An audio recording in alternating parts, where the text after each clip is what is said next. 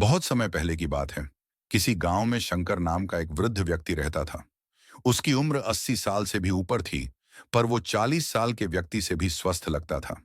लोग बार बार उससे उसकी सेहत का रहस्य जानना चाहते, पर वो कभी कुछ नहीं बोलता था। एक दिन राजा को भी उसके बारे में पता चला, और वो भी उसकी सेहत का रहस्य जानने के लिए उत्सुक हो गए। राजा ने अपने गुप्तचरों से शंकर पर नजर रखने को कहा। गुप्तचर भेष बदलकर उस पर नजर रखने लगे। अगले दिन उन्होंने देखा कि शंकर भोर में उठकर कहीं जा रहा है। वे भी उसके पीछे लग गए। शंकर तेजी से चलता चला जा रहा था। मीलों चलने के बाद वो एक पहाड़ी पर चढ़ने लगा, और अचानक ही गुप्तचरों की नजरों से गायब हो गया। गुप्तचर वहीं रुक उसका इंतजार करने लगे। कुछ देर बाद वो लौटा। उसने मुट्ठी में कुछ छोटे छोटे फल पकड़ रखे थे, और उन्हें खाता हुआ चला जा रहा था। गुप्तचरों ने अंदाजा लगाया कि हो ना हो, शंकर इन्हीं रहस्यमयी फलों को खाकर इतना स्वस्थ है। अगले दिन दरबार में उन्होंने राजा को सारा किस्सा कह सुनाया। राजा ने उस पहाड़ी पर जाकर उन फलों का पता लगाने का आदेश दिया, पर बहुत खोजबीन करने के बाद भी कोई ऐसा असाधारण फल वहां नहीं दिखा। अंततः थक हार कर राजा शंकर को दरबार में हाजिर करने का हुक्म दिया। राजा शंकर, इस उम्र में भी तुम्हारी इतनी अच्छी सेहत देखकर हम प्रसन्न हैं।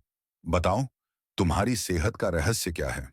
शंकर कुछ देर सोचता रहा और फिर बोला, महाराज, मैं रोज पहाड़ी पर जाकर एक रहस्यमयी फल खाता हूं।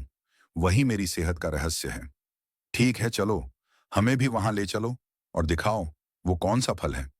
सभी लोग पहाड़ी की ओर चल दिए। वहां पहुंचकर शंकर उन्हें एक बेर के पेड़ के पास ले गया, और उसके फलों को दिखाते हुए बोला, हुजूर, यही वो फल है जिसे मैं रोज खाता हूं। राजा क्रोधित होते हुए बोले, तुम हमें मूर्ख समझते हो। ये फल हर रोज हजारों लोग खाते हैं, पर सभी तुम्हारी तरह सेहतमंद क्यों नहीं है? शंकर विनम्रता से बोला, महाराज, हर रोज हजारों लोग जो फल खाते हैं वो बेर का फल होता है, पर मैं जो फल खाता हूं वो सिर्फ बेर का फल नहीं होता। वो मेरी मेहनत का फल होता है।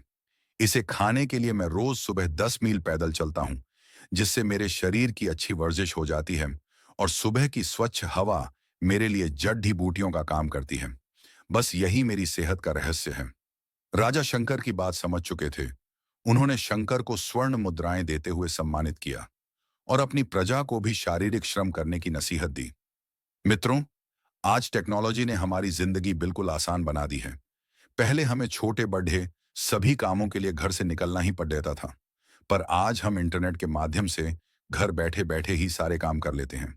ऐसे में जो थोड़ा बहुत फिजिकल एक्टिविटी के मौके होते थे, वो भी खत्म होते जा रहे हैं, और इसका असर हमारी सेहत पर भी साफ देखा जा सकता है।